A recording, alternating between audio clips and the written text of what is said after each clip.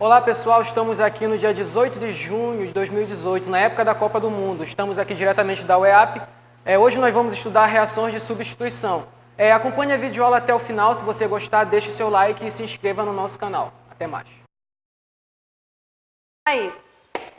Então, nós estamos vivendo um momento único, né, agora, Copa do Mundo de 2018.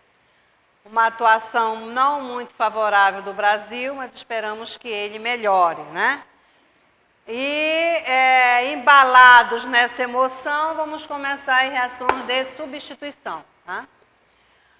Bom, então veja bem o nome da reação, ó, substituição, né? Então você vai pegar o seu substrato, né? Você vai ter sempre um substrato, né?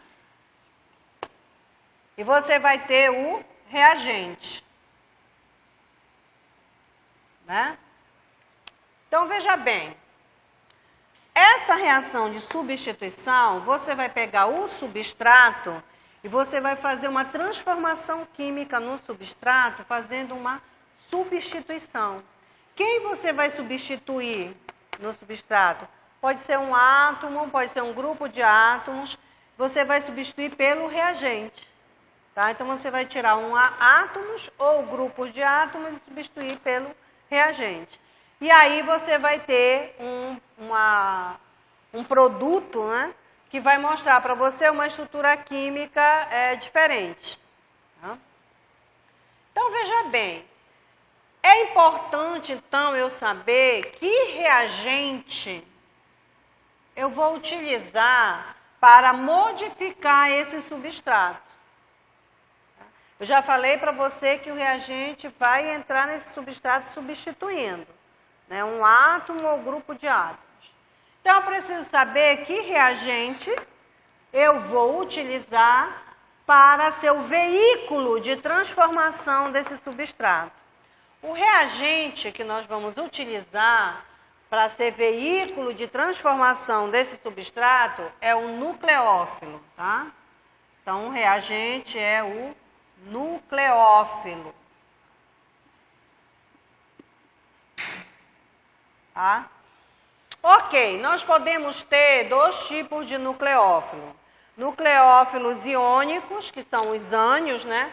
Você pode ter como nucleófilo o ânion hidroxila, tá? Nesse caso aqui, quando eu quiser usar como nucleófilo o anhidroxila, eu tenho que usar uma base inorgânica, porque a gente não tem anhidroxila engarrafada. Então, na reação química, eu vou usar hidróxido de sódio, hidróxido de potássio, tá? Vai depender do que fica melhor para esse substrato. Então, nós temos os ânions, né? Temos o ânion amideto. Tá? Esse ânion amideto, ele é muito usado quando você quer pegar o teu substrato, né? E transformar esse substrato numa amina. Então, você vai tirar um átomo ou um grupo de átomo e substituir por um grupo amino. Então, você pega o substrato e transforma numa amina. Quem é o veículo transformador? O reagente, né? Você pode pegar o substrato e transformar num álcool, né? Porque o teu veículo transformador vai ser o nucleófilo hidroxila, o anhidroxila. Você pode também ter nucleófilos neutros, né? Como a água, nas reações de solvólise, como o metanol. Tá? Esses são nucleófilos neutros. Tá? Bom, então vocês já entenderam que nesse tipo de reação, o veículo transformador do substrato é um nucleófilo, né? É um reagente nucleofílico, é um nucleófilo. Né? Então agora nós vamos ver quais são as possibilidades, tá, que esse reagente dispõe para transformar esse substrato. Tá? Então, quais são as possibilidades? Como é que ele vai agir para transformar esse substrato? Então, eu vou ver quais são essas possibilidades que esse reagente tem para interagir com o substrato e modificá-lo. Entendido? Então, quais serão essas possibilidades? Tá? Então, você vai ter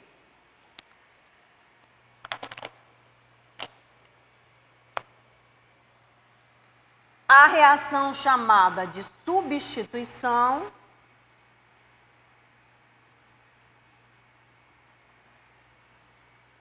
nucleofílica, aqui eu já indico que tu vais trabalhar com reagente nucleofílico, tá? Bimolecular.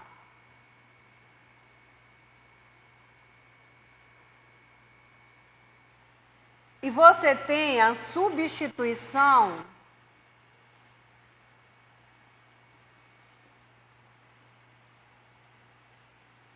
nucleofílica unimolecular.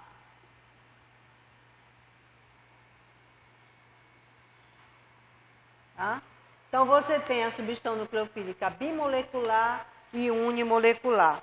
Então, são essas duas formas que eu tenho para que esse reagente nucleofílico transforme o meu substrato.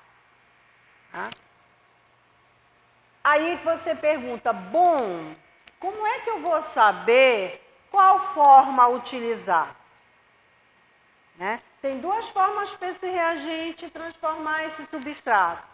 Ou esse nucleófilo vai através de uma substituição bimolecular, ou esse nucleófilo ataca esse substrato através de uma substituição unimolecular. Qual caminho seguir? Quem dita esse caminho? O substrato. Tá? O substrato é que vai te indicar que caminho seguir. Então, vamos olhar agora, vamos dar uma atenção especial ao substrato que é utilizado nessa reação. E aí nós vamos descobrir qual substrato vai levar a substituição nucleofílica bimolecular e qual substrato vai levar a substituição nucleofílica unimolecular. Ok, amados? Então vamos lá. Vamos ver primeiro, dar uma atenção especial ao substrato.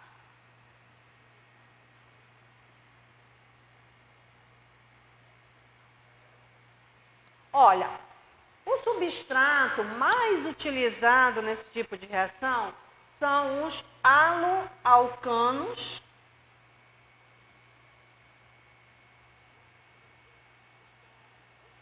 também chamados de halogenetos de alquila.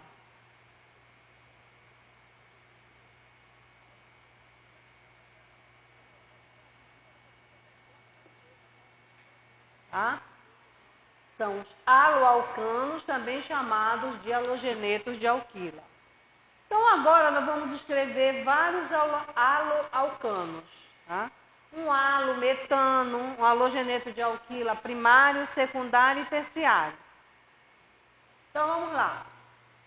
Então, eu tenho aqui, primeiro nós vamos trabalhar com substratos acíclicos, tá? Substratos acíclicos, substratos de cadeias abertas. Então, dentro desses substratos acíclicos, eu tenho primeiro, vamos botar aqui a fórmula em perspectiva, fica melhor.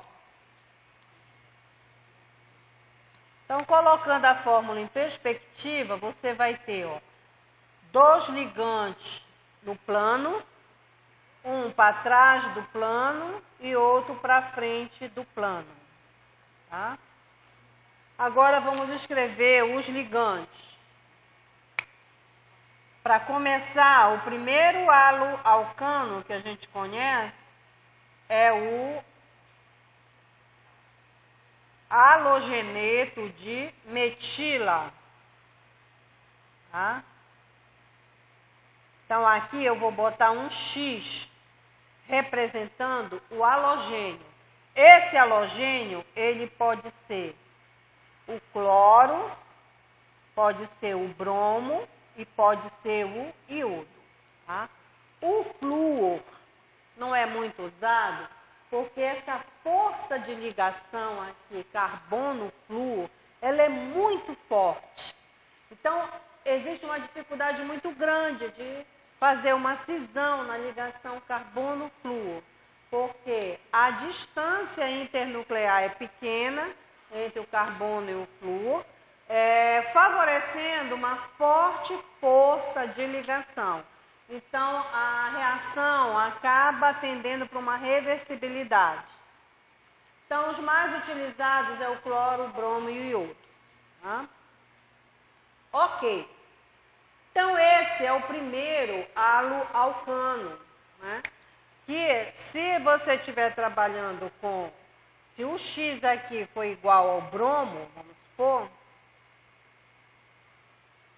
você vai ter aqui o quê? O brometo de metila. Tá? Brometo de metila. Ok? Ou então você vai ter o bromo metano, né? Porque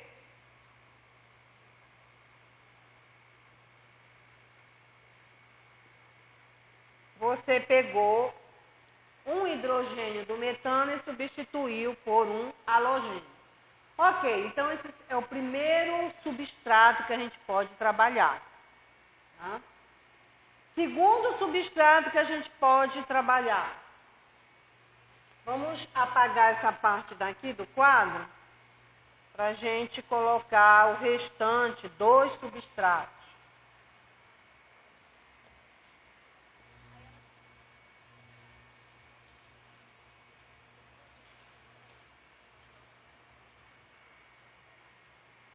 Próximo substrato, eu vou botar o halogênio conectado num carbono primário. Então, eu trago aqui a minha projeção em perspectiva, coloco ela aqui, ó, 2 ligantes no plano, um para trás do plano, outro para frente. E agora eu quero fazer nós escolhemos o bromo, né? Então, vamos botar o bromo aqui. E eu quero que esse halogeneto de alquila agora seja primário. Para ele ser primário, o que é que eu tenho que fazer? Colocar uma metila aqui, né? Porque aí você vai ter carbono 1, carbono 2. Então, ele vai ser um halogeneto de alquila primário. Então, eu coloquei uma metila aqui, tá? Aqui continua hidrogênio, aqui continua hidrogênio. Então, esse aqui, só para você se situar, esse aqui vai ser o carbono 1 e esse aqui vai ser o carbono 2. Tá? Ok? Entendido? Então, nós temos aqui 2 carbonos e esse carbono aqui é um carbono primário. Então, esse aqui vai ser um halo alcano primário. Tá focando aqui? Então, aí você tem aqui, ó. Isso aqui é um halo alcano primário. Tá? E é o brometo de etila.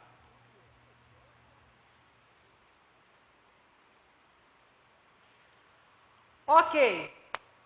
Vamos fazer agora um haloalcano, um halogeneto de alquila secundário. Tá? Então, para fazer um halogeneto de alquila secundário, eu ponho de novo aqui, ó, carbono, ligantes no plano, ligantes para trás do plano e para frente do plano. Aqui nós temos o bromo.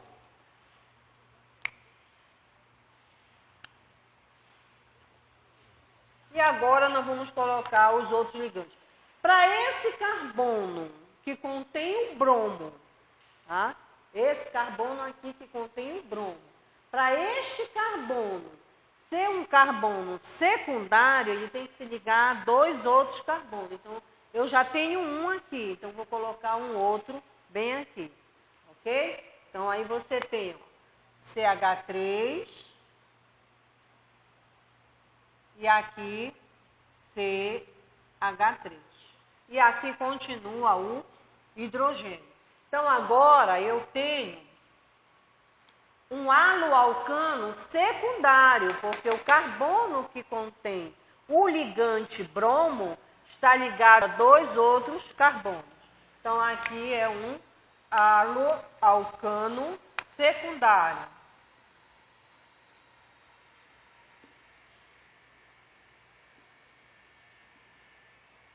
Tá? Agora, vamos ver aqui, ó, a numeração da cadeia. Ó. Nós estamos numerando a cadeia com um pincel azul, né? Então, 1, 2 e 3, né? Tem 3 carbonos. Né? O bromo está conectado no carbono 2. Então, eu tenho aqui o 2 bromo propano. Tá?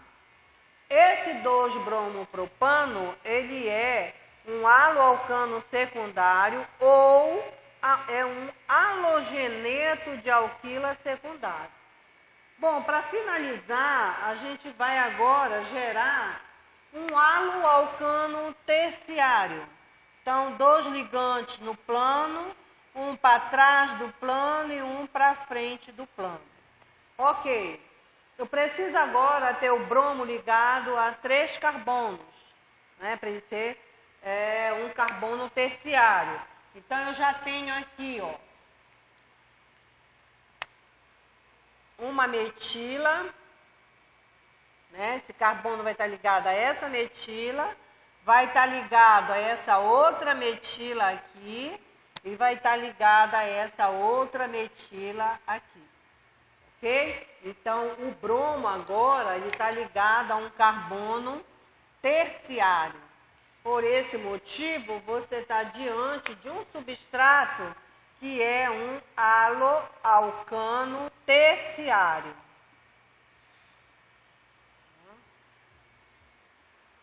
Aí você tem, ó, como cadeia principal, você não tem muita opção. Você tem 1, 2, 3, 1, 2, 3. No carbono 2, você tem 2 ligantes, o bromo, 1, 2, 3. No carbono 2, você tem 2 ligantes nesse carbono, o bromo, né, tá aqui, e a metila, né? Aí, por onde eu começo a escrever a cadeia? Pelo bromo, porque a ordem alfabética, bromo é B, metila é M. Então, eu tenho 2 bromo, 2 metil, propano. Ok? Então, pronto. Todos os substratos acíclicos que a gente pode escrever com mínimo de carbonos é esse que estão aqui. Agora, uma vez esses substratos escritos, eu vou saber, quando eu estiver estiver com o nucleófilo, vamos escolher um nucleófilo, vocês querem formar álcool ou amina? Álcool. Então, para formar álcool, então eu vou trabalhar, o meu nucleófilo vai ser hidroxila. Aí o nucleófilo agora chegou, hidroxila, e quer interagir com esse substrato, fazendo uma transformação química, substituindo, né, um átomo ou um grupo de átomos pelo anidroxila. Mas eu preciso saber que caminho seguir. Eu já sei quem eu vou substituir, né? Porque, ó, a substituição não é nucleofílica, então eu vou substituir quem? O bromo, tá? que é um nucleófilo, porque ele pode sair na forma de ânion brometo, né? Sair na forma de uma base de níons. Então, vou substituir esses bromos todinhos, tá? Que vocês estão vendo aqui, aqui também disse que era bromo, né? X igual a BR, pelo anidroxila. Então, eu vou gerar o quê? Primeira coisa, eu tenho que saber o que eu vou gerar. Eu vou substituir, que a minha reação é de substituição, por um nucleófilo. Nucleófilo escolhido por vocês. Anidroxila, porque vocês querem obter álcool. Certo? Agora, se eu substituir o bromo daqui pelo anidroxila, eu vou ter o metanol. Né? Meu produto vai ser o metanol. Se eu substituir o bromo aqui pelo ânion hidroxila, o meu produto vai ser o quê?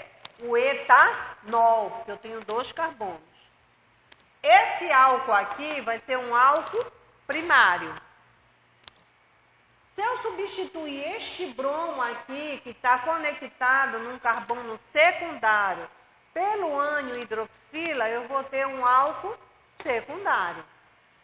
Se eu substituir este bromo pelo anidroxila, bromo este que está ligado a um carbono que está ligado a outros 3, portanto, terciário, eu vou gerar um álcool quê? Terciário. Qual é a questão no momento? Como esta hidroxila vai fazer essa substituição? Por que caminho esse reagente vai seguir?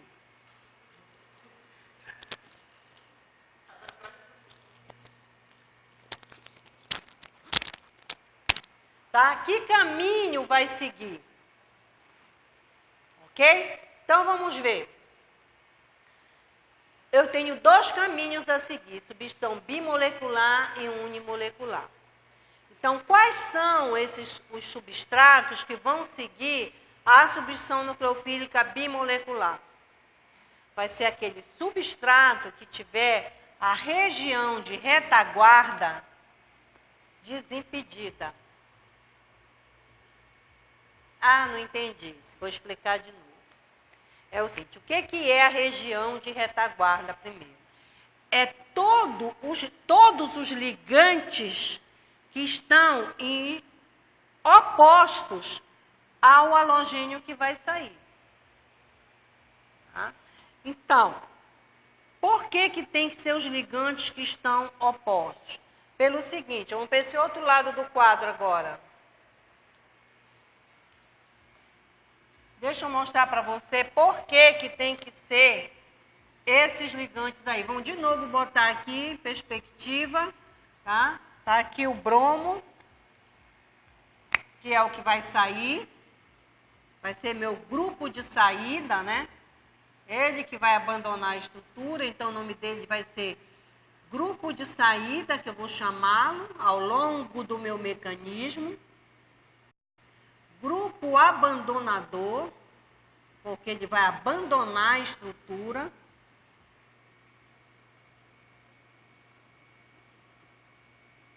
Tá? E também ele é chamado, às vezes, de grupo retirante, porque ele está se retirando do substrato. Tá? Aí eu tenho os ligantes aqui, né? 2 no plano, um para trás e um para frente. Ok. Aqui nesse caso, eu tenho só hidrogênio. Hidrogênio, hidrogênio e hidrogênio. Agora, olha uma coisa aqui. O bromo, ele tem uma eletronegatividade maior que o carbono, certo? Ok. Por possuir uma eletronegatividade maior que o carbono, ele tem uma tendência a puxar esse par de elétrons sigma, que forma a ligação, para si. Que isso é uma característica de todo átomo eletronegativo. Né? Ele tem uma tendência a puxar elétrons para si. Então, esses elétrons sigma vão estar voltados para o lado do bromo. Por outro lado, o bromo tem 3 pares de elétrons não ligantes. Então, eu vou ficar com uma densidade eletrônica bastante grande aqui em volta do bromo. E aqui em volta do carbono eu vou ficar com uma deficiência, porque olha, esse elétron aqui, que eu vou botar aqui maiorzinho, ele faz parte da camada de valência do carbono. E ele está se indo para o lado do bromo. Então, momentaneamente, esse carbono vai ficar o quê? Com uma carga parcial positiva. E este bromo com uma carga parcial negativa. Eu criei o quê? Um dipolo, né? Eu criei um dipolo. O símbolo do dipolo elétrico, formado nas ligações covalentes polares, é essa seta. Tá? Ok. Então, vê bem. Essa saída do bromo, ela está favorável, porque eu já tenho uma separação de carga na ligação carbono-bromo. Né? Então, tá favorável essa saída. Agora, como é que o bromo vai se retirar? Como é que o bromo vai abandonar? Como é que o bromo vai sair desse substrato? Com a atuação do nucleófilo. Aí, vê bem, eu tenho duas possibilidades para tirar esse bromo. Eu posso pegar um nucleófilo e atacar aqui na região de retaguarda dele. Essa região aqui, ó, toda é a região de retaguarda, onde estão os ligantes. E aonde o choque, pela teoria das colisões, aonde esse choque vai ser efetivo para fazer com que esse bromo se saia desse substrato, se retire desse substrato, abandone esse substrato. Vai ser aqui, no eixo da ligação carbono-bromo, aqui em sentido contrário. Então, ele vai chocar exatamente aqui, ó. Tem outras possibilidades de choque, mas não são efetivos. Choque efetivo vai ser esse aqui, ó. Ele vai chocar aqui. Quando ele chocar aqui, o bromo abandona a estrutura.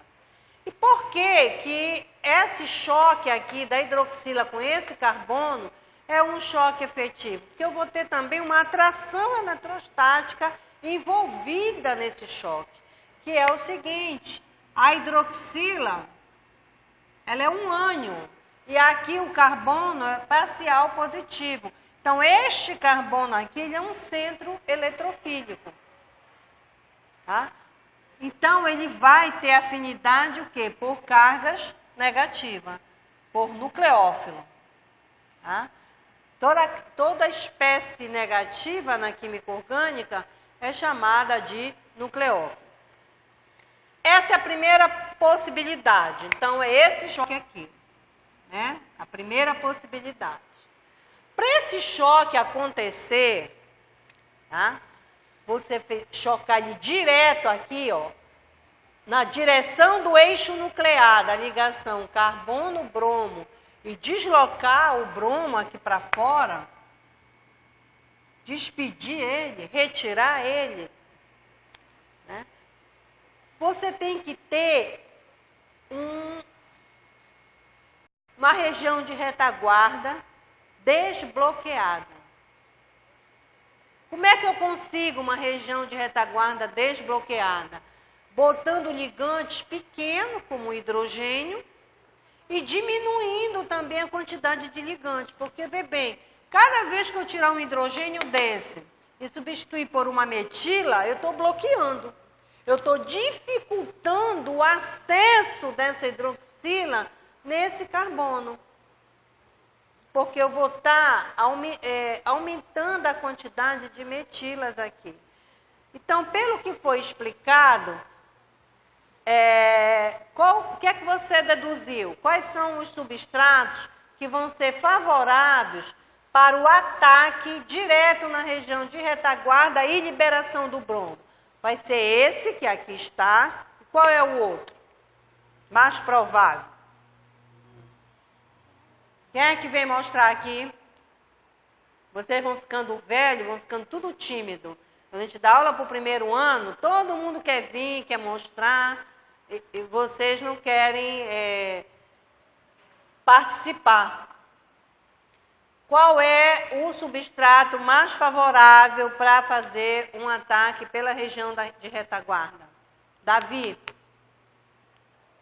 desses três aqui. Lembra que eu quero uma região de retaguarda desbloqueada, porque senão como é que a hidroxila vai atacar? Qual é o mais favorável? O primário, né? Ouvi alguém balbuciando ali para o lado esquerdo, o primário. Então é o primário, porque o primário só tem um ligante metila. Eu ainda tenho uma região aqui favorável. Não está tão bloqueado. E se eu falar para você uma coisa, que a velocidade da reação, ela despenca quando eu ponho uma metila aqui. Porque eu já bloqueei, o hidrogênio é o menor átomo da tabela periódica. Então, quando ele está ligado ali naquele substrato, ele deixa uma região de retaguarda totalmente desbloqueada. O nucleófilo atacar. Agora eu joguei o primeiro bloqueio. Qual foi o primeiro bloqueio? Uma metila. Velocidade despencou. Né? Aí eu ainda faço aqui a substituição bimolecular. Eu ainda faço. Tá? Aqui, ó, essa substituição nucleofílica bimolecular a gente chama de SN2. Tá? E essa unimolecular a gente chama de SN1. Então, aqui seria uma SN2. Por que SN2? Retaguarda desbloqueada. Aqui seria também uma SN2. Tá? Só que essa SN2 aqui vai acontecer com uma velocidade menor. Porque eu já tenho um bloqueio. Quando chega aqui no secundário, eu tenho já a entrada da SN1. Por quê? O ataque pela região de retaguarda aqui vai ser dificultado, ó, porque eu já tenho duas metilas. Aí não acontece, um percentual muito pequeno. Tá? Então, como se fosse aqui 98%, né, de probabilidade de acontecer SN1. E 2% pode aparecer no meio racional, 2% de produto que tenha sido através da SN2. Porque já está muito bloqueado. Tá? Então, eu começo a ter a SN1. Como é que é a SN1? A SN1, nós vamos para o outro lado do quadro. Só para fechar a SN2, tá? Quais são os substratos que são favoráveis para a SN2? Os halogeneto de metila ou halometano e haloalcano primário. Então, só nesses é que vai acontecer preferencialmente a SN2. A SN1 começa a acontecer a partir do momento que eu bloqueio a região de retaguarda. Conforme eu vou bloqueando a região de retaguarda, eu vou deixando de favorecer a chance do nucleófilo atacar pela retaguarda. Porque eu estou bloqueando, ele quer atacar, mas ele não pode, está bloqueado. Né?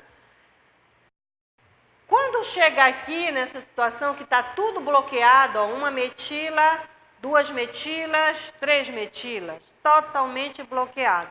Não tem chance para o nucleófilo atacar pela retaguarda. Nesse caso aqui vai ser só SN1. Tá? Que nós vamos estudar como é que ocorre SN1.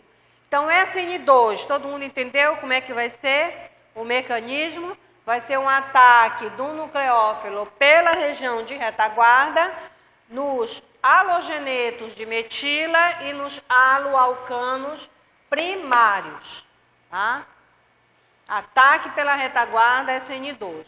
Agora nós vamos ver, a partir do momento que eu bloqueio essa retaguarda, a minha reação é SN1. Eu vou mostrar como é que o bromo se retira agora numa reação SN1 com região de retaguarda bloqueada. Então, para o outro lado do quadro, a gente apaga aqui e vamos bloquear essa retaguarda, tá? Então, bloqueando aqui a retaguarda, você tem... Tira esses hidrogênios todos, eu coloco ligantes volumosos. Então, joguei aqui uma metila, joguei aqui uma metila e joguei aqui uma metila. Bloqueou tudo. Tá? Como é que o bromo vai sair? O bromo sai agora através de uma cisão heterolítica dessa ligação, tá? Carbono-bromo. Vou fazer uma cisão heterolítica. Vocês lembram quais são os produtos de uma cisão heterolítica? É um cátion e um ânion, ok? Então, vou fazer uma cisão heterolítica aqui. Bom, agora, o que vai favorecer essa cisão? Porque eu não posso simplesmente jogar no meio racional e dizer, olha, o substrato vai sofrer uma cisão, vai sofrer uma quebra na ligação carbono-bromo. Qual é o que vai ter dentro do teu sistema reacional que vai favorecer também essa cisão? É o solvente. Tá? Então, o solvente que vai estar no teu sistema reacional, ele vai favorecer também esta cisão. Então, 2 fatores estão concorrendo para que essa cisão aconteça. Quais são esses fatores? Primeiro fator é o solvente. Esse solvente tem que ser polar e prótico. Tá? Ele tem que ser polar e prótico. Então, primeiro fator. Segundo fator é a distribuição de carga que existe na ligação carbono-bromo. Então, essa separação de carga que tem na ligação carbono-bromo, ela também é um fator que favorece a cisão heterolítica dessa ligação. Então, por exemplo, vamos supor um solvente polar prótico bastante conhecido da gente, a água, né? A água. Então, olha só, se eu estou com água aqui no meu meio reacional, qual é o papel da água para que essa quebra aconteça? Ela vai solvatar aqui, ela vai permear aqui pelo meio e vai favorecer com que a ligação quebre. Como que ela vai fazer isso? Esse bromo aqui não é parcial negativo? Qual é a parte da água? Vamos só desenhar aqui a água. Então, você tem aqui a tua geometria, né, angular. Esse ângulo aqui de 105 graus. Tá? E aí, você tem aqui, ó, carga parcial negativa, parcial positiva, parcial positiva. Aí eu pergunto, o bromo, ele é parcial negativo. Qual é a parte da água que vai se voltar para o bromo? Os hidrogênios. Então, aqui eu vou ter, ó, hidrogênio se voltando para ele, oxigênio, hidrogênio. Aí, aqui de novo, ó, hidrogênio, aqui oxigênio, aqui hidrogênio. Então, vai todinho em volta aqui do bromo, você vai ter as moléculas de água, tá? Favorecendo a quebra dessa ligação. E aqui em volta do carbono que é parcial positivo, qual é a parte da água, do solvente água, solvente esse que é polar e prótico, que vai estar em volta desse carbono? O oxigênio. Então, aqui você vai ter agora os oxigênios, tá? Todos aqui em volta do carbono, com os hidrogênios para fora. e o oxigênio para dentro. Tá? Eu vou fazer ele até azulzinho para chamar a atenção aqui, ó. Ok? Então, esse solvente, ele tem uma peça fundamental nessa cisão heterolítica. Aí, o que acontece? Você tem a quebra da ligação. Tá? A ligação se quebra. A ligação sofre a cisão. Vamos apagar aqui a molécula da água para a gente poder botar o produto aqui. Tá? Então, você vai ter, ó, o teu substrato, tá? Uma metila no plano, tá? Uma aqui para trás do plano, uma para frente do plano e a saída do bromo. Então, isso aqui vira uma carga positiva, porque o par de elétrons que já está todo jogado para o lado do bromo, quando você faz a cisão, ele vai acompanhando o bromo, né? Aí você vai ter aqui mais o bromo na forma de ânion. Continua com as moléculas de água aqui em volta, né? Os hidrogênios aqui. E aqui também eu continuo com as moléculas de água solvatando esse intermediário. Então, veja bem, aqui eu não formei um cátion? Formei um cátion. Cátion no carbono é chamado de carbocátion.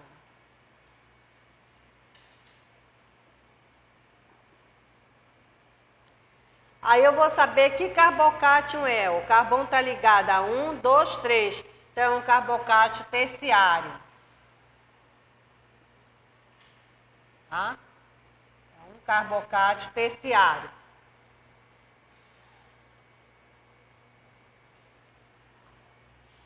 E aqui eu joguei para o meio reacional um nucleófilo, né? Isso aqui é um nucleófilo. É também uma base de Lewis. Esse aqui é um carbocátion terciário. Como ele é catiônico, ele também é um eletrófilo. Ele também é um ácido de Lewis. E ele é conhecido como o intermediário da reação.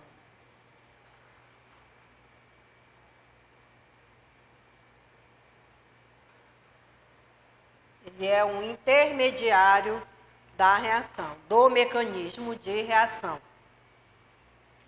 Entenderam como é que procede a SN1? Então, o procedimento para SN1 é totalmente diferente do procedimento para SN2. Então, antes da gente estudar o mecanismo, é muito importante que vocês fiquem envolvidos nessa emoção, né? Que isso aqui fique bem entendido para quando a gente for estudar o mecanismo, você já saber por que eu estou fazendo SN2, por que eu estou fazendo SN1. O que é que você descobriu da SN1? Né? Que a SN1 ela forma um intermediário carbocátion. Né? Então, agora nós vamos fazer uma pausa para fazer uma socialização do que foi explicado e depois nós prosseguimos com o mecanismo. Ok, então vamos continuar, né? Então já houve a socialização, né? Essa socialização me deixou bastante satisfeita porque o André explicou muito bem a parte da SN1 e o Paulo Vitor deu seu recado na SN2. Então nós vamos agora partir para o mecanismo. Esse entendimento é muito importante, né? Porque você vai aprender o mecanismo baseado na explicação que a gente fez nesse primeiro momento. Então, vamos começar com a SN2, que é mais simples, né? Então, nós vamos começar com a substituição nucleofílica bimolecular. Vamos começar com essa. Então, olha só. Essa reação, tá? Ela tem uma estereoquímica. Nós vamos ver daqui a pouco. Então, vamos começar primeiro com a forma mais simples, tá? Para depois a gente colocar num substrato mais complexo para a gente poder analisar a estereoquímica. Então, nós vamos começar com o substrato mais favorável para SN2, que é o halometano, ou halogeneto de metila. Então, você põe aqui, ó, os ligantes que favorecem, são esses ligantes pequenos, que são os hidrogênios, né? Que aí deixa a região de retaguarda favorável para o ataque. E aqui a gente tem o bromo. Então, vocês escolheram no primeiro momento a hidroxila, então nós vamos trabalhar com hidróxido de sódio. Tá? O sódio, ele é o íon espectador. Ele não participa do mecanismo. Tá? O sódio, ele é o íon espectador, ele não vai participar do mecanismo. Então, você tem aqui o nucleófilo, tem o substrato e você vai fazer uma substituição bimolecular. Ou seja, você vai fazer o ataque desse nucleófilo aqui no sentido do eixo da ligação carbono-bromo, tá? Vai liberar o bromo para o meio reacional e vai ter como produto um álcool. Então, vamos escrever aqui o estado de transição, que é o momento em que a hidroxila ataca a retaguarda e o momento em que o bromo abandona o substrato. Esse estado de transição, ele costuma vir assim entre colchetes, tá?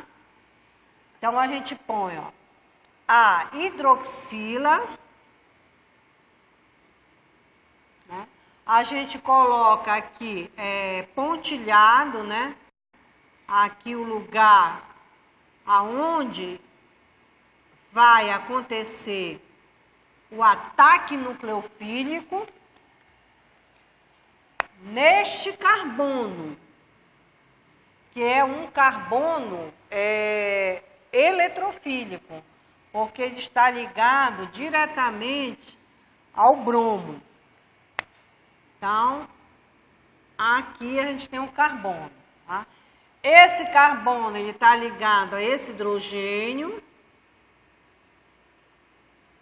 Tá? Tá ligado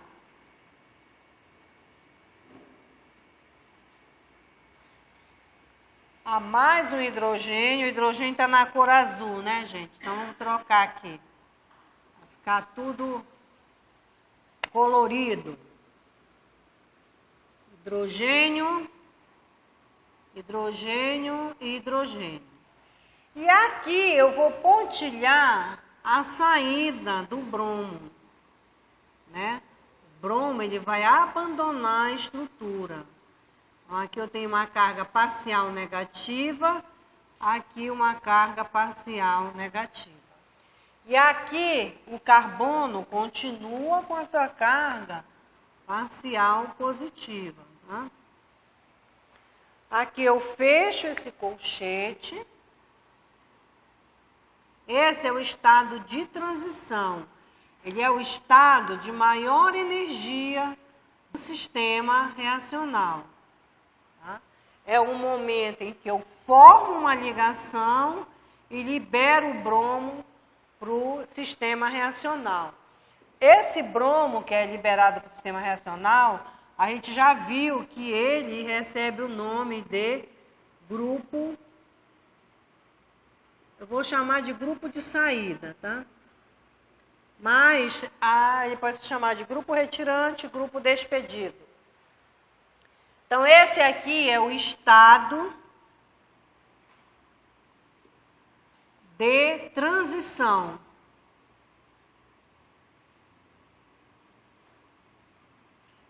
é o estado de maior energia. Aí, veja bem, você fica com a sensação aqui que o carbono, como se ele estivesse momentaneamente formando 5 ligações, né? E o carbono só pode formar 4. Então, qual é a explicação química que tem para esse estado de transição? Vocês lembram quando nós estudamos Vocês estudaram na Orgânica 1 a teoria do orbital molecular? Que você tem o orbital molecular ligante, o orbital molecular antiligante, lembra? Pois é. Você lembra também daquele diagrama de energia que o professor fez para você? Que aqui você tinha o sigma, aqui você tinha o π, aqui você tinha os elétrons N, quando tivesse, aqui você tinha o π asterístico, e aqui você tinha o sigma asterístico. Lembra? Que esses orbitais aqui eram os ocupados, né?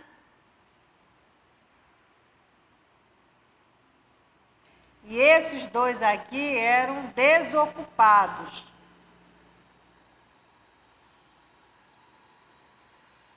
Né?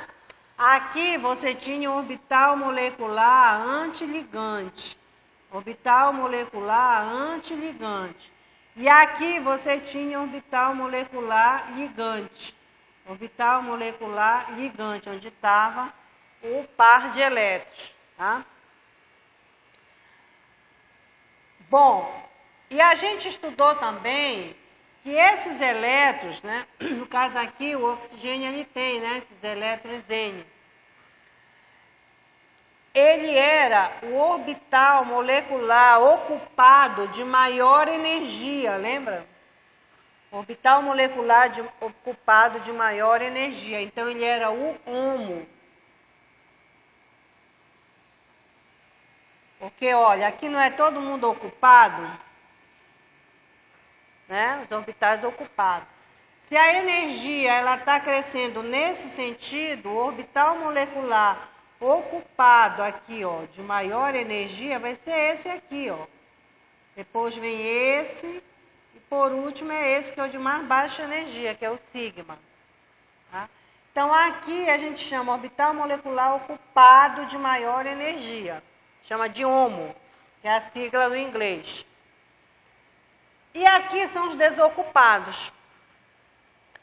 Aqui, o orbital molecular desocupado de menor energia, eu chamo de LUMO.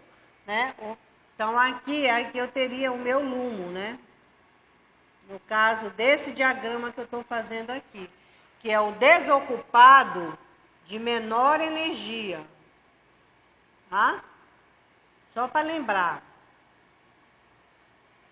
Aqui nessa reação, eu só tenho isto aqui, porque eu só tenho ligação sigma.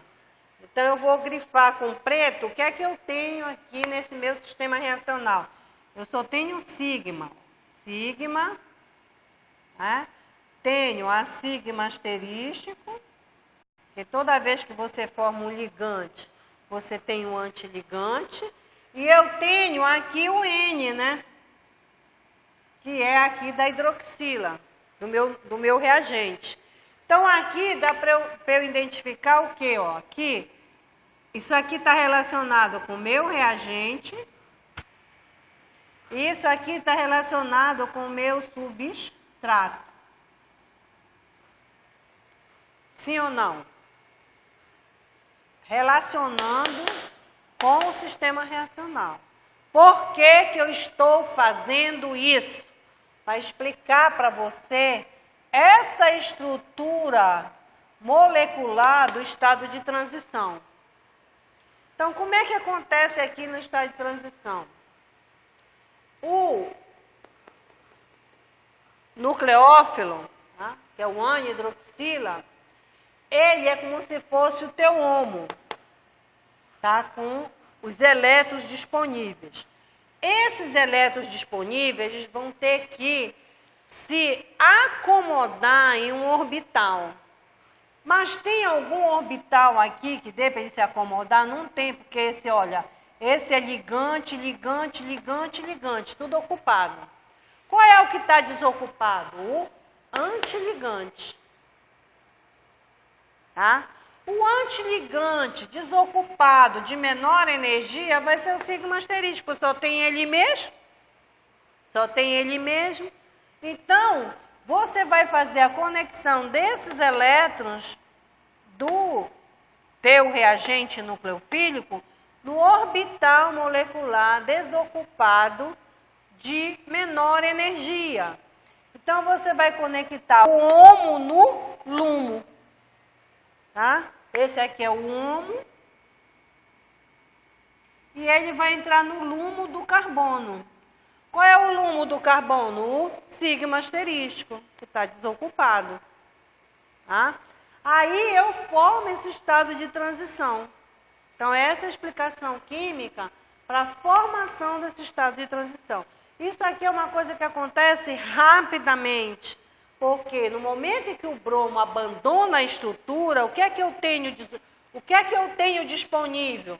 Eu vou ter um sigma disponível, um orbital molecular ligante sigma disponível.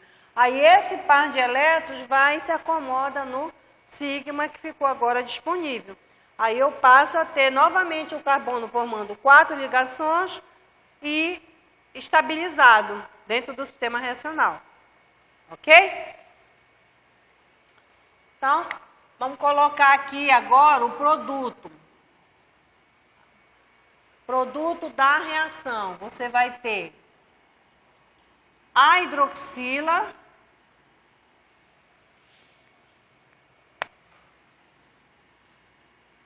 que foi agora conectada nesse carbono, que está ligado a um hidrogênio, que está ligado a 2 outros hidrogênios. Esse hidrogênio aqui a gente vai colocar em azul. Mais, que mais dê? O bromo, que é despedido, né? Que é o grupo de saída. E o espectador, que é o sódio, né? Então, aqui você tem a formação de um sal inorgânico, que é o brometo de sódio. E aqui o teu produto. Então, houve uma transformação química do teu substrato, o substrato sofreu uma transformação química, saiu de um haloalcano, passou a um álcool. Quem foi o veículo transformador? O nucleófilo. Qual foi a forma que este nucleófilo encontrou? Qual foi o caminho que ele seguiu para fazer essa transformação nesse substrato? Foi o caminho de mecanismo SN2, porque eu tenho uma região de retaguarda desbloqueada. Então, ele ataca segundo o eixo nuclear da ligação carbono-bromo. Por meio do estado de transição, onde o par de elétrons do HOMO vai se acomodar no LUMO do carbono, que é o orbital molecular antiligante desocupado, de menor energia. E aqui você tem o estágio de transição. No momento em que isso acontece, o bromo abandona a estrutura e esse par de elétrons do HOMO passa a ocupar o orbital molecular ligante sigma. E aí você tem aqui o produto, né? Então aqui eu tenho orbital molecular, o par de elétrons, orbital molecular ligante sigma, sigma, sigma, sigma. As 4 ligações. Né? E aqui a formação do sal inorgânico. Tá? Ok, essa reação ela foi estudada no século XIX, né, por Walden, final do século XIX. E o Walden verificou que essa reação acontecia com inversão de configuração, que é chamada de inversão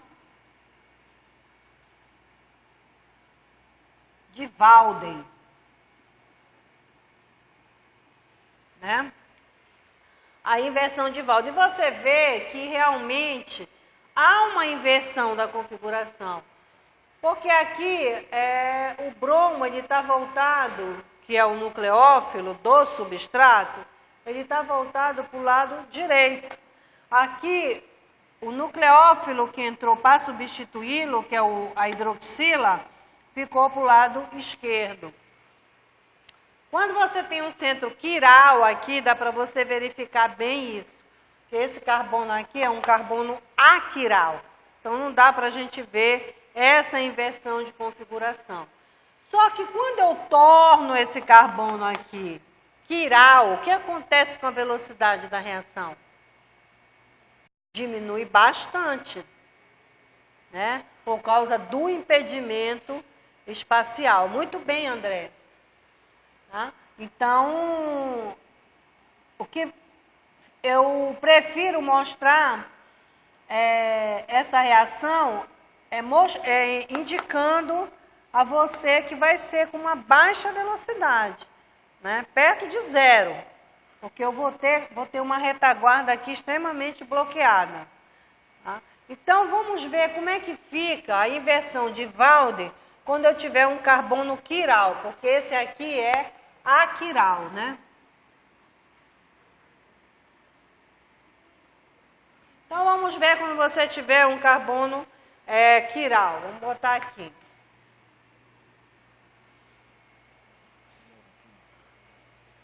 Vamos colocar aqui o carbono. Aqui você tem os ligantes no plano, para trás do plano e para frente, projeção em perspectiva. Ok, agora eu quero colocar esse carbono como sendo um carbono quiral, né? Então, o primeiro ligante que eu coloco aqui é o meu grupo de saída, que é o bromo. Vou colocar um hidrogênio. 2 ligantes diferentes já. Vamos para o terceiro ligante. Vamos botar uma metila. E aqui eu coloco uma etila. Pronto. Agora eu tenho um carbono quiral.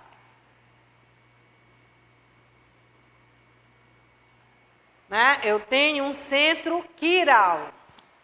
Qual é a configuração desse centro quiral? Quem lembra? Como é que eu faço? Eu vou para regra de prioridade. Esses ligantes aqui que estão todos conectados no meu carbono quiral. Qual é o peso atômico ou o número atômico de cada um? Por exemplo, o bromo. Ele é 80, né? Carbono, 12. Carbono 12, hidrogênio 1. Então, aqui 80 já ganhou, prioridade 1.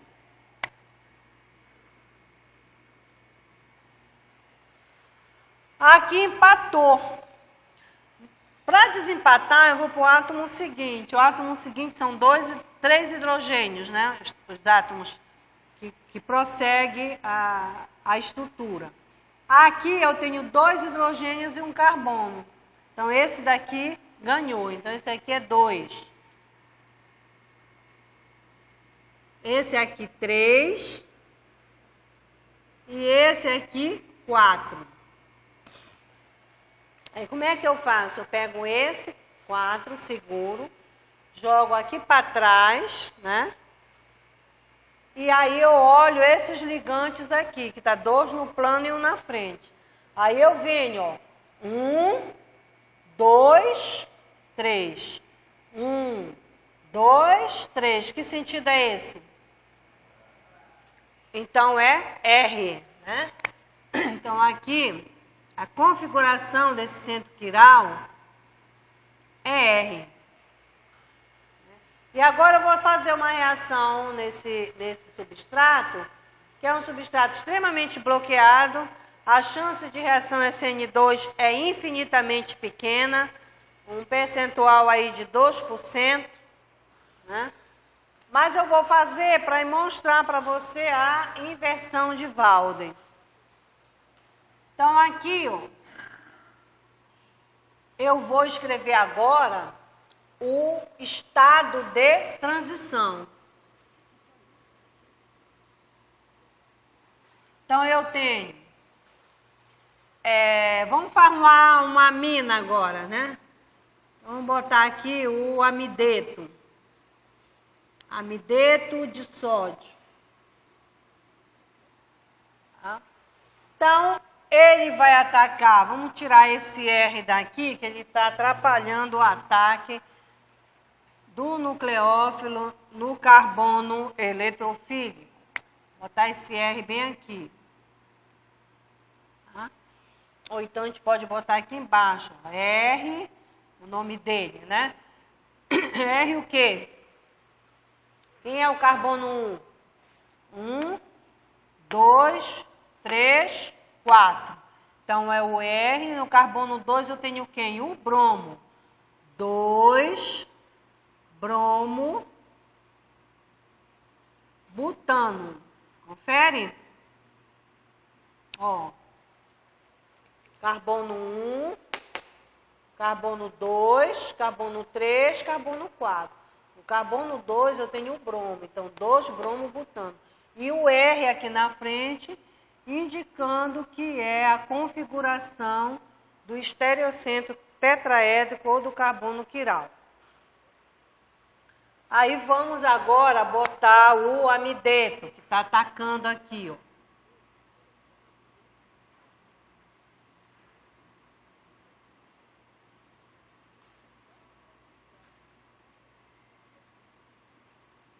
Está atacando o carbono quiral. Esse carbono agora é quiral. Então, eu tenho aqui uma metila para cima, no plano, aliás, o hidrogênio aqui para trás do plano, e para frente do plano eu tenho o substituinte etila.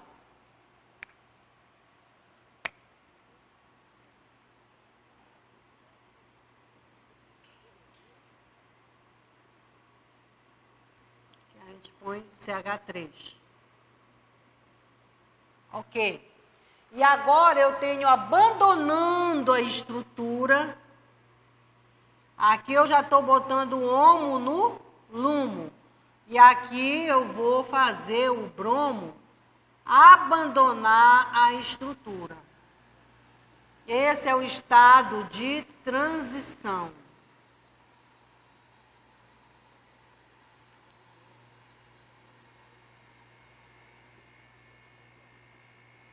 Estado de transição do mecanismo. É um mecanismo bimolecular, porque você tem a interação de duas moléculas gerando um produto, né? Então, aqui você vai ter, ó, produto formado. Vai ser o NH2, já está aqui o carbono.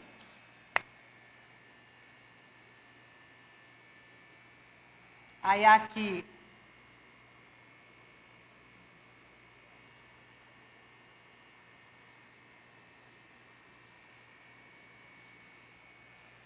e agora você tem aqui o NH2, foi ligado. Aqui você tem o hidrogênio, aqui você tem CH2, CH3, e aqui você tem a metila, tá? Mais o que? O ânion brometo. Mais ainda o que? E o espectador, que é o sódio. Agora vamos ver a configuração.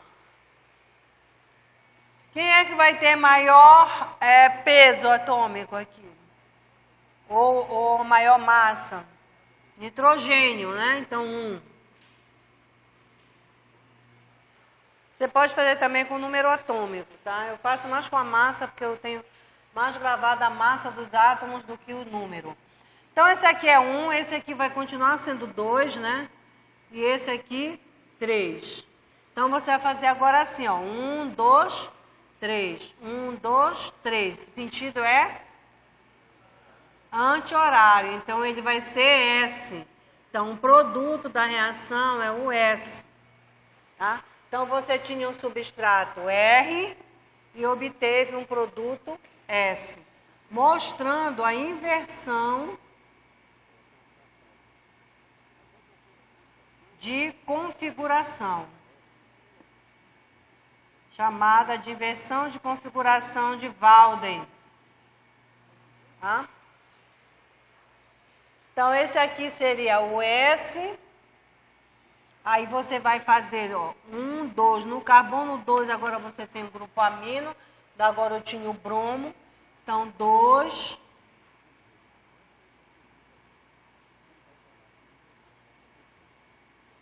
Amino. Butano.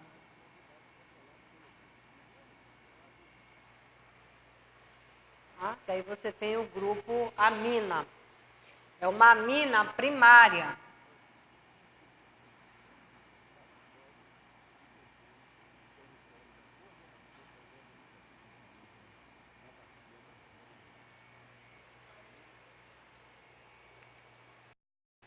Ok. Então, aí você vê a inversão de configuração de Walden. Tem uma outra forma também de mostrar essa inversão de configuração de Walden. Pode apagar essa parte daqui?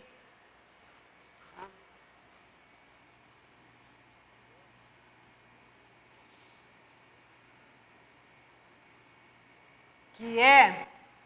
Nem vou apagar tudo, esse quadro está horrível.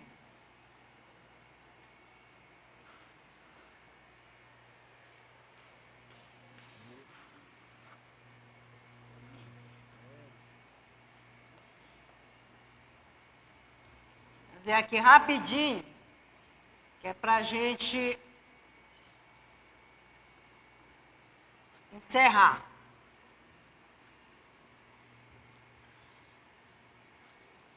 Não que tenha encerrado o assunto, encerrar a aula. Esse assunto a gente vai encerrar só amanhã. Não vai dar tempo de encerrar hoje. Volta a ver o efeito dissolvente. Então, vamos ver aqui mais um exemplo da inversão.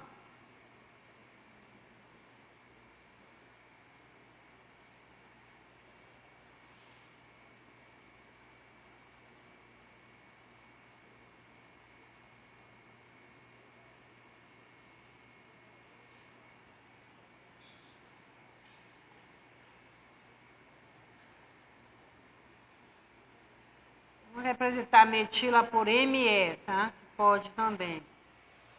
Então, eu vou trabalhar com... Vamos formar um álcool. Ou vamos formar um éster. Né? A gente já formou... Ou a gente forma um éter. Vamos formar um éter. Então, nós vamos trabalhar com um metóxido. Tá? Vai ser meu nucleófilo de sódio, tá? Então, esse aqui é o metóxido de sódio. Então, eu vou... Ok, então, nós estamos aqui com esse substrato, né? E eu quero formar um éter, então eu botei o metóxido de sódio. Então, o meu nucleófilo aqui, neste sistema reacional, é o ânion metóxido, que vai atacar pela região de retaguarda e liberar o bromo, ok? Então, vamos lá. Ele vai atacar e vai liberar o bromo.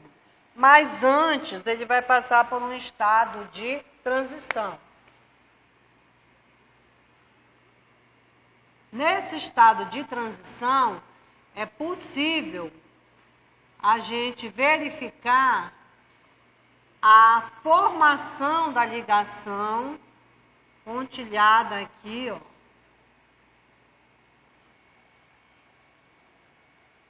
do ânion metóxido e a saída do bromo.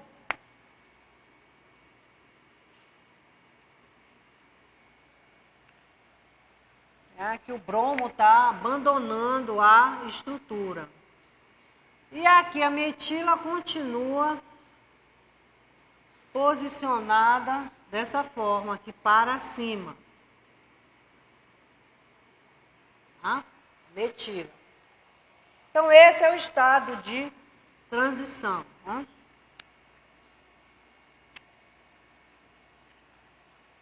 Estado de transição desse mecanismo. Que a gente quer? Estado de transição.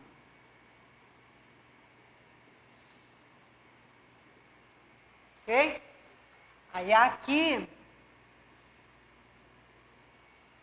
eu vou escrever o produto formado. Produto formado vai ser, olha só, você está vendo isso aqui é um esterizômero o quê? Que esterizômero é esse? Cis ou trans? Cis, muito bem. Então, esterizômero cis. Então, vamos ver o que a gente vai formar aqui.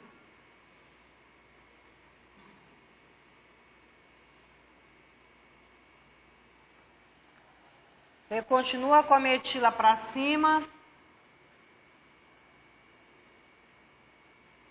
E agora você tem o ligante metox para baixo.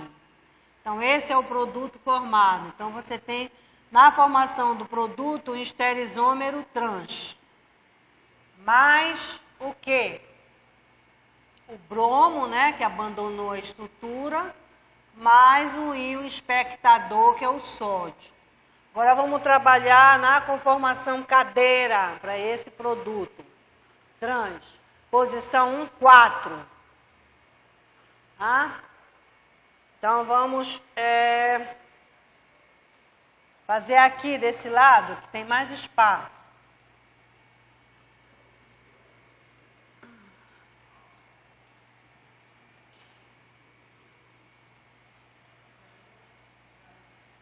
Ok? Trabalhar com conformação cadeira. Os ligantes estão na posição 1, 4. Então, vamos fazer aqui a cadeira em azul, ó.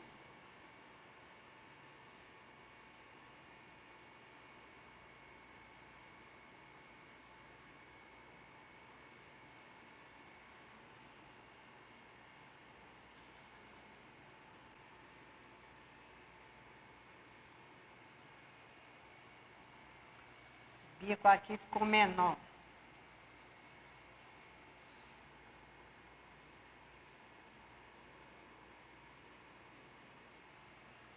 Melhorou. Então, olha só, eu quero a posição trans. Então, vamos ver aqui, eu quero a posição, trabalhar com a posição 1 e 4, né? 1, 2, 3 e 4. Então, na posição 1, eu tenho axial para cima e equatorial para baixo. Então, se eu quiser colocar, olha, aqui, se a minha posição, considerando esse aqui, se eu quiser botar a metoxila aqui, né, posição 1, ela é o quê? Para baixo. Então, ela teria que ficar onde? Na posição equatorial, né? Porque ela é para baixo. Então, ela ficaria aqui, ó. E bem aqui ficaria quem? O hidrogênio, né? Na posição axial. Aí eu tenho axial para cima, axial para baixo, axial para cima, axial para baixo e equatorial para cima. Ok? Está todo mundo acompanhando? Olha, axial aqui é para cima, né? Aqui axial é para baixo. Deixa eu colocar aqui. Vocês podem estar esquecidos da orgânica 1. Vou colocar aqui, ó. Axial para baixo, axial para cima, equatorial para baixo. Axial agora. Agora, olha só, posição 1, 2, 3, 4. Já botei um para baixo. Eu quero o trans. Tá? Se eu quero o trans, se esse está para baixo, esse aqui vai ter que ser para cima. Então, eu vou botar a metila bem aqui, ó. E o hidrogênio aqui. Os ligantes estão devidamente posicionados na tranche. Agora eu quero fazer a interconversão, tá? Vamos fazer a interconversão. Então, vamos desenhar essa ponta da cadeira que está para cima, para baixo, para cima. Então, a gente vai fazer.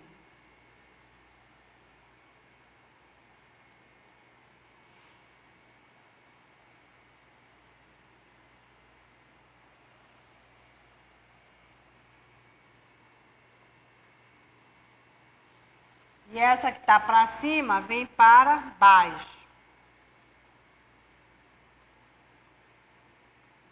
Mais ou menos assim. Aí, olha só.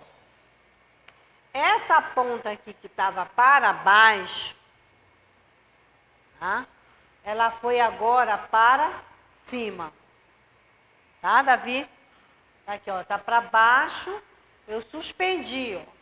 Peguei essa ponta e suspendi. E essa que estava para cima aqui ficou para baixo. Então, nós vamos botar os ligantes.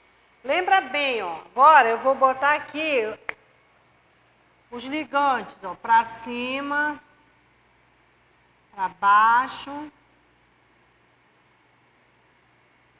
Aqui, axial para baixo, equatorial para cima.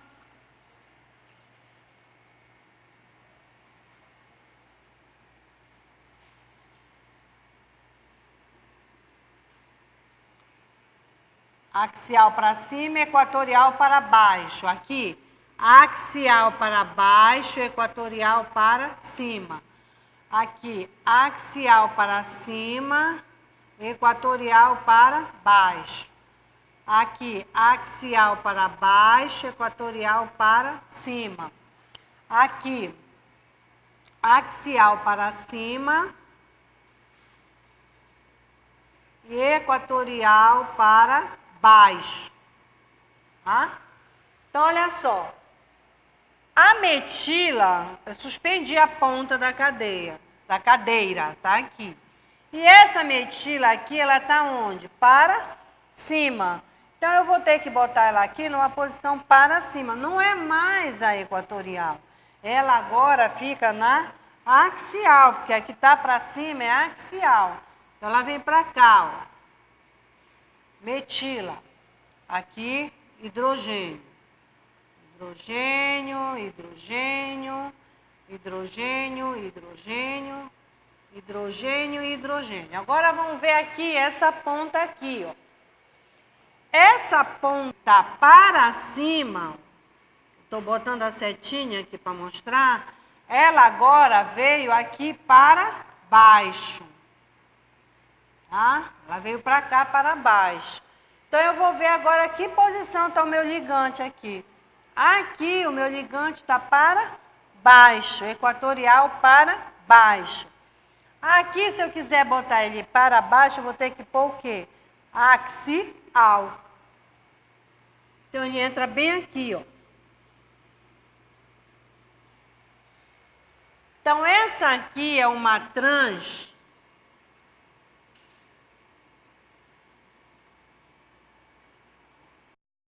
de equatorial, sim ou não? Equatorial para baixo, equatorial para cima. Então, ela é uma trans de equatorial.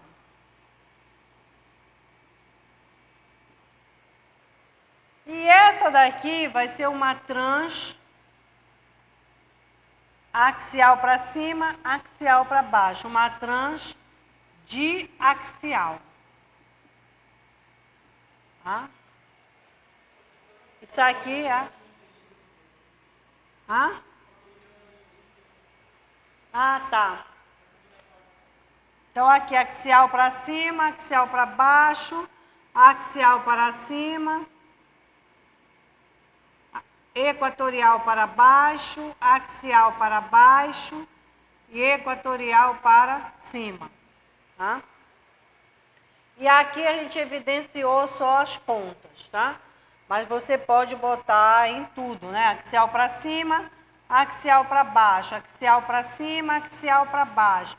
Axial para cima, aqui vai ser axial para baixo. e equatorial para cima. Tá? Aqui vai faltar o hidrogênio, né? Hidrogênio equatorial para cima. E aí a gente tem, ó, a transdiequatorial e a transdiaxial. Qual é a mais estável? Vocês lembram da orgânica 1? Qual é a mais estável? A transdiequatorial ou a transdiaxial? Quem lembra da orgânica 1? Vocês lembram da interação 1,3 de axial? Né? Então, a mais estável vai ser a transdiequatorial, porque a transdiaxial você vai ter a interação 1,3 de axial. Ó. 1, 2, 3. Aí você tem uma interação aqui, ó, metila hidrogênio. O valor energético dessa interação é 3,8 kJ por mol. Tá? Aí você vai ter aqui também, ó, 1, 2, 3. Ela também vai interagir bem aqui com esse hidrogênio. Então, mais 3,8. Isso tudo é energia que está subindo na molécula, está aumentando a energia molecular.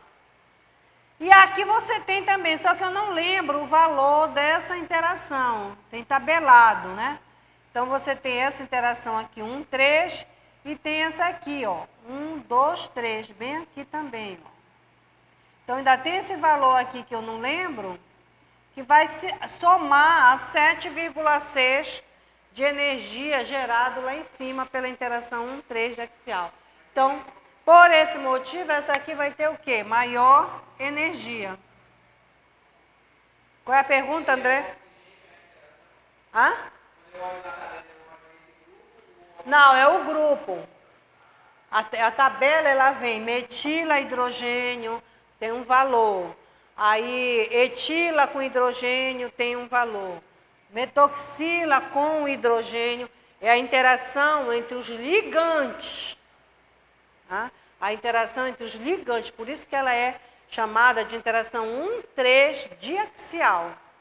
Porque você conta onde está o ligante, aí o terceiro sempre vai dar uma interação, porque ficam todos dois voltados para o lado axial. Aí dá o bloqueio espacial e isso gera um aumento energético na molécula. Então, esse daqui vai ter maior energia. Então, essa daqui vai ser a mais estável. Por que ela é mais estável? Porque ela tem ausência de interação 1,3 diaxial. Então, a posição axial para te colocar ligante, ela é como se fosse uma posição maléfica, porque ela sempre vai aumentar a energia do sistema. Então, se tu tiver um ligante para colocar na conformação cadeira, tu deve escolher primeiro as opções equatoriais. Aí você põe equatorial. Se você tiver dois ligantes no mesmo carbono, não tem jeito, porque um vai ser equatorial, outro vai ser axial, né?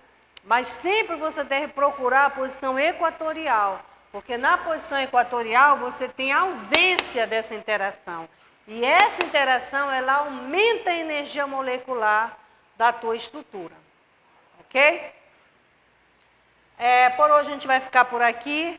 E na próxima aula, André, me lembra, nós vamos fazer o estudo do solvente.